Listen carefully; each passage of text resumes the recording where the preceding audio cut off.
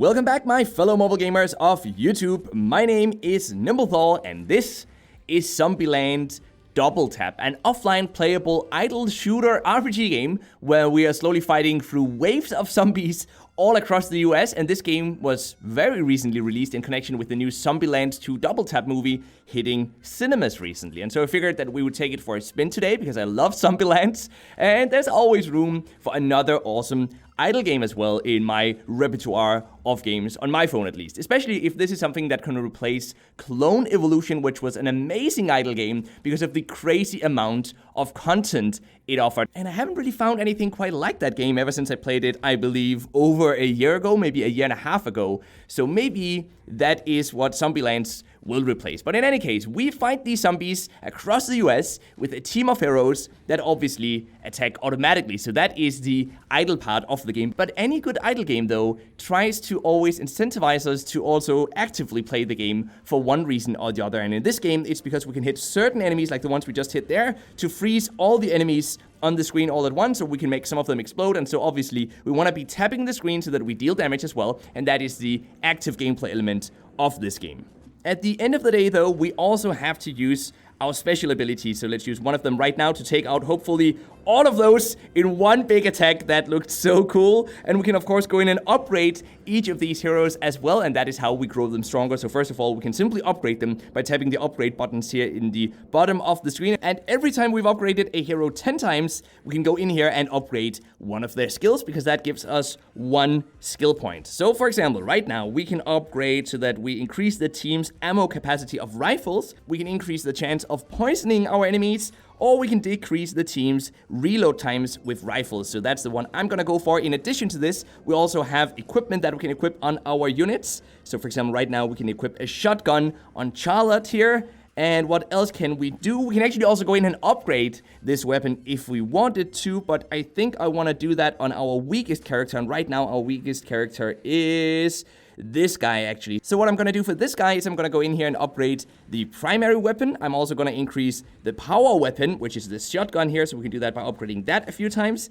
And then I think I'm going to move on to the next one. And the reason why I'm doing this, spreading out the resources we have across as many units as possible, is that the amount of damage we deal by simply tapping the screen is equal to, as you guys can see down here, 25% of the lowest hero's primary damage. So you always want to spread out your resources across all of your heroes in this game. So let's do that some more now by upgrading all of these other guys once, so that they all become level 3 instead. And then of course we're gonna upgrade one of their skill points as well. So let's go for that one. Let's go for this one here, which gives a 15% chance that Helena heals a random hurt teammate for 25% at the beginning of each wave. That seems kind of useful. And then lastly, for this guy, gives a 10% chance to apply vulnerable to enemies shot by Houston. So let's go by that one, and let's go back and have a look at the world map.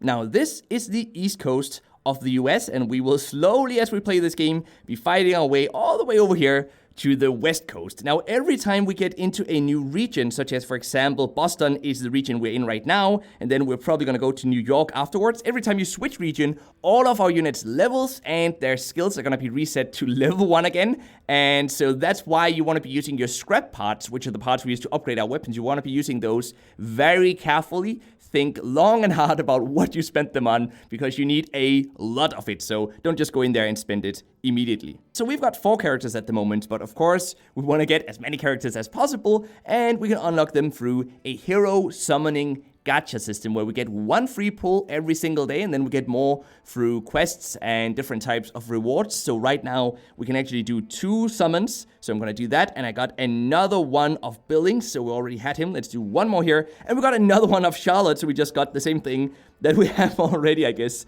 That's kind of unfortunate. But when we finish Boston, though, this city that we're in right now, and you guys can see we're on level 7 out of 20 in Boston, when we finish it, we are gonna get 10 of those summoning scrolls as a reward. So obviously we're going to progress faster if we spend real life money on the game, because that will allow us to buy more of those summoning scrolls immediately. But we're still going to progress at a pretty nice pace as long as we log in every day, we do our daily quests, and as you guys can see, actually, when we get 100 XP in this daily quest, we're going to get 1 more SIM card. So that's a great example of what I was talking about. And the way to do that is to not up any hero 20 times. So nodding up is what happens. Lovely name, by the way. But nodding up is what happens when we level up a hero 10 times. Then the 10th upgrade will be called a nod up. Now, another thing we can summon is equipment, though. So let's go do that right now. We have one free one here waiting for us. So that's a melee weapon. And we can also open 2 more. This is a health magazine. And then we've got one more, which is the Veteran, a common weapon equipped on special weapon slots. So we're definitely gonna go in and equip those, but first though, I wanna find a new rule, and these rules are, oh, this looks to be a rare one actually. These rules are permanent upgrades, and this one increases the damage of primary weapons 10 times. So these are huge boosts to, for example, attack. Or we have one up here as well that increases the health of all heroes by 10 times as well. And they can be upgraded as well if we get more brains.